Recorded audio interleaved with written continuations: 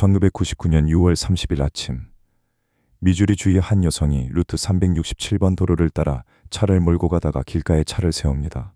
옥수수밭 안에 무언가 있었기 때문입니다. 그것은 사람이었습니다. 정확히는 한때 사람이었던 것이었습니다. 부분적으로 분해된 상태였습니다. 경찰이 출동했고 신원이 확인되었습니다. 리키 맥코믹 41세. 그리고 수사관들이 그의 주머니를 뒤졌을 때 거기에는 있어서는 안 될 것이 들어있었습니다. 2장의 메모였습니다. 손글씨로 빽빽하게 적힌. 그런데 그 내용을 아무도 읽을 수 없었습니다. 지금 이 순간까지도. 안녕하십니까. 저는 닥터 코르보입니다. 수백 년을 살아오면서 저는 수많은 미스터리를 수집해왔습니다. 그 중에는 시간이 지나면 풀린 것들도 있었고 영원히 닫혀버린 것들도 있었습니다. 오늘 이야기는 후자에 가깝습니다. 다만 완전히 닫혀 있는지 아니면 누군가가 열쇠를 아직 찾지 못한 것인지 그것도 모릅니다. 오늘은 리키 맥코믹과 그의 주머니 속 2장의 종이에 대해 이야기해 보겠습니다. 먼저 이 사람에 대해 조금 알아야 합니다. 리키 맥코믹에 대해 공개된 정보는 놀라울 정도로 적습니다. 미주리주에 살던 41세 남성. 특별히 유명하지도 특별히 부유하지도 않았습니다. 지역 공동체 안에서 조용히 살아가던 사람이었습니다.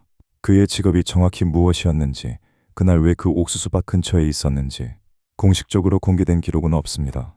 그는 특별히 주목받을 이유가 없는 사람이었습니다. 그리고 아마도 그것이 이 사건을 더 기이하게 만드는 이유 중 하나일 것입니다. 평범한 사람의 주머니에서 전혀 평범하지 않은 것이 나왔으니까요. 시신이 발견된 장소는 웨스트 헬턴 근처의 옥수수밭이었습니다. 도로에서 멀지 않은 곳이었지만 밭 안쪽이었기 때문에 지나치기 쉬운 위치였습니다. 시신은 부분적으로 분해된 상태였는데 이는 그가 그 자리에 꽤 오랜 시간 방치되어 있었다는 것을 의미합니다.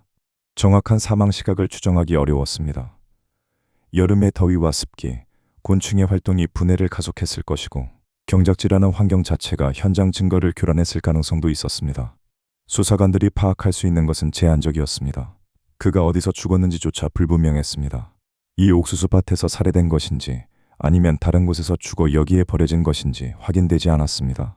그런데 그 주머니 안에 메모 이야기를 드리기 전에 한 가지 먼저 짚고 넘어가야 할 것이 있습니다. 그것은 나중에 말씀드리겠습니다. 우선 메모 자체에 대해 이야기하겠습니다. 2장의 메모는 모두 손글씨였습니다. 같은 사람이 쓴 것으로 보였습니다. 내용은 일반적인 텍스트가 아니었습니다. 문자와 숫자가 섞여 있었고 괄호로 구분된 기호들이 빽빽하게 적혀 있었습니다. 처음에는 개인적인 메모나 낙서처럼 보였을 수도 있습니다. 그러나 수사관들이 내용을 살펴본 순간 이것이 단순한 메모가 아니라는 것이 명백해졌습니다. 어떤 체계로 작성된 것이 분명했지만 그 체계가 무엇인지 알 수 없었습니다. 경찰은 즉시 이 메모를 FBI에 넘겼습니다. FBI에는 암호 분석 및 조직 기록 부서, 줄여서 CRRU라고 불리는 전문 부서가 있습니다. 이들이 하는 일은 이름 그대로입니다. 암호를 분석하는 것입니다. 조직 범죄와 관련된 암호화된 문서들을 해독하는 것이 이 부서의 전문 영역입니다. 리키 맥코믹의 메모는 이 부서의 손에 넘어갔습니다.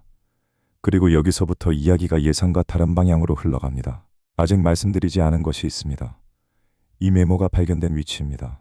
주머니 아니었습니다. 범인이 시신을 유기했다면 왜 이 메모를 그냥 두었을까요? 만약 이 메모에 범인을 특정할 수 있는 정보가 담겨 있다면 범인은 왜 이것을 가져가지 않았을까요? 반대로 이것이 아무 의미 없는 개인적 낙서였다면 왜 피해자는 이것을 항상 몸에 지니고 다녔을까요? 이 질문들은 잠시 후에 다시 돌아오겠습니다. 지금은 수사 이야기를 계속하겠습니다. FBI의 암호 분석 전문가들은 이 메모를 분석하기 시작했습니다. 그들이 사용하는 방법은 크게 몇 가지입니다.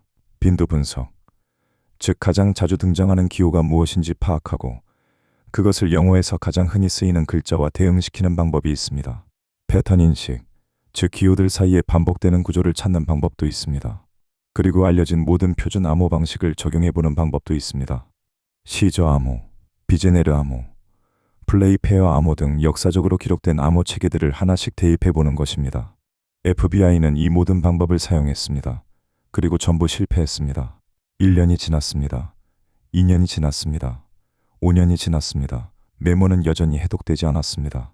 FBI는 미국 암호협회에도 도움을 요청했습니다. 이 조직은 암호 애호가들로 이루어진 단체이지만 과거의 전문기관들도 풀지 못했던 복잡한 암호들을 해독해낸 이력이 있습니다. 그들도 메모를 분석했습니다.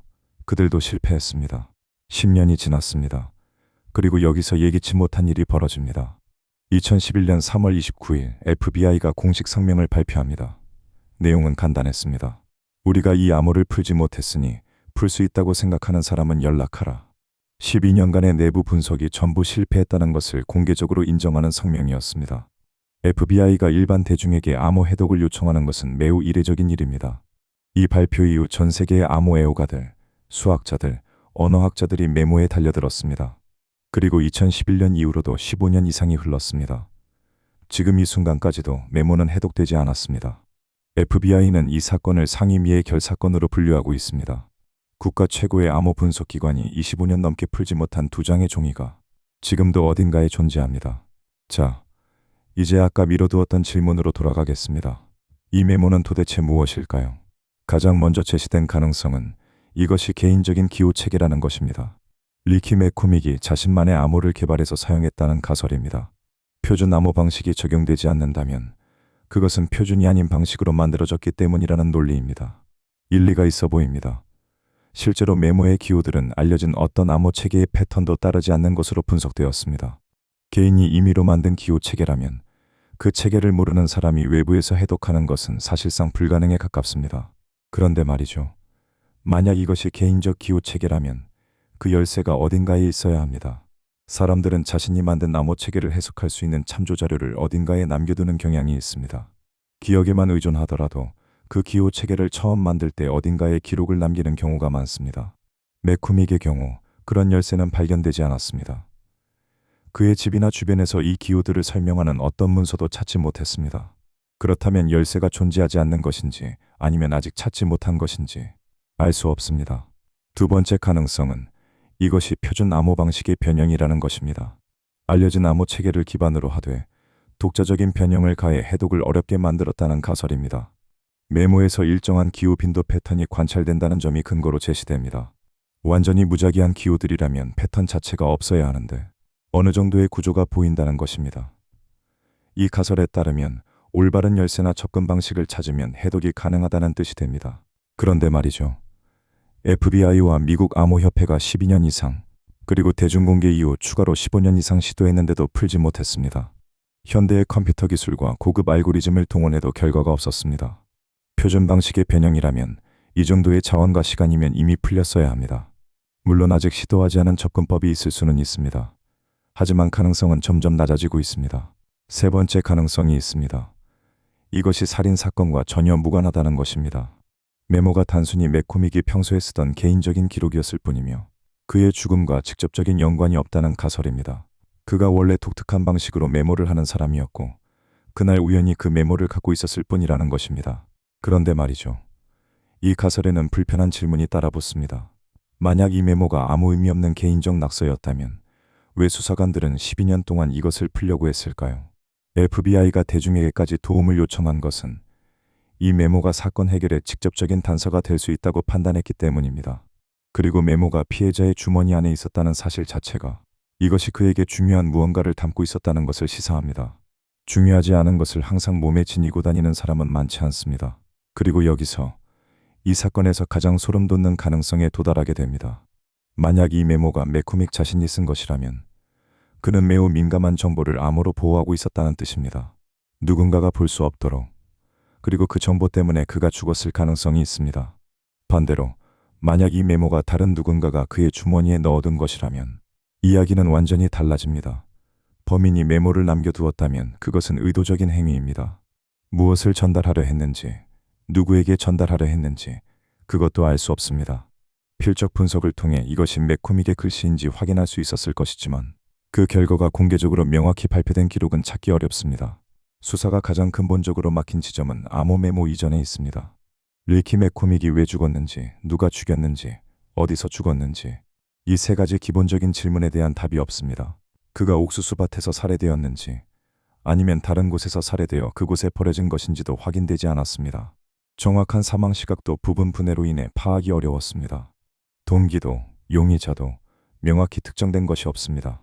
살인사건 수사의 기본 중의 기본이 전부 공백인 상태에서 암호 메모 하나만이 유일한 단서로 남아있는 것입니다. 암호협회가 실패했다는 점도 짚어야 합니다. 미국 암호협회는 역사적으로 복잡한 암호들을 해독해낸 이력이 있는 단체입니다. 전문가들의 집단입니다. 그들도 이 메모 앞에서는 손을 들었습니다.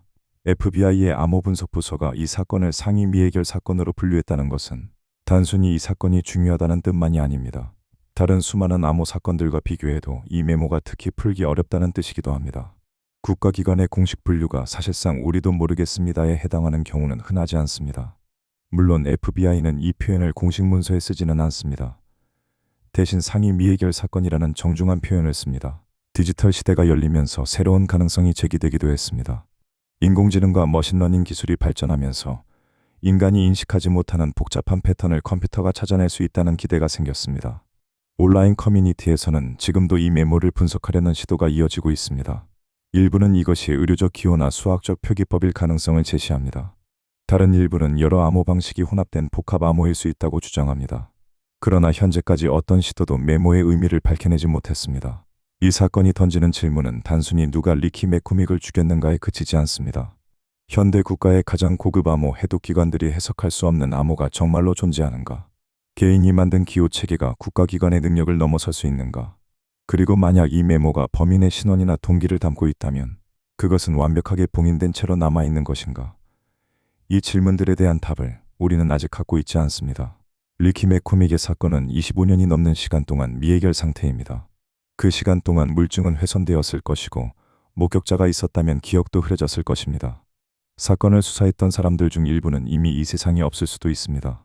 시간은 증거의 편이 아닙니다. 그러나 두 장의 종이는 남아 있습니다. 1999년 6월의 어느 날 누군가가 그것을 적었습니다. 그리고 그것은 지금도 읽히지 않은 채로 존재합니다. 어쩌면 그 안에는 아무것도 없을 수도 있습니다. 어쩌면 모든 것이 담겨 있을 수도 있습니다. 우리가 알 수 없는 것은 그 두 가지 가능성 사이에 어딘가에 진실이 있다는 것뿐입니다. 웨스트 엘턴의 옥수수 밭은 지금도 그 자리에 있을 것입니다. 여름이면 옥수수가 자라고 가을이면 수확이 이루어질 것입니다. 그 밭을 지나는 사람들 중 누구도 1999년 6월의 아침을 기억하지 않을 것입니다. 리키 맥코믹이 마지막으로 무엇을 보았는지, 그 메모에 무엇을 적었는지, 왜 그것을 몸에 지니고 다녔는지 우리는 알지 못합니다. 그가 그 종이에 남긴 것이 무엇이든 그것은 아직 그 안에 있습니다. 읽히기를 기다리는지 아니면 영원히 읽히지 않기를 바라는지 그것도 알 수 없습니다. 저는 닥터 코르보였습니다. 이런 이야기가 더 궁금하시다면 구독을 눌러주십시오. 저는 도망가지 않습니다. 다만 수백 년을 살아온 사람이다 보니 시간 감각이 조금 남다를 뿐입니다.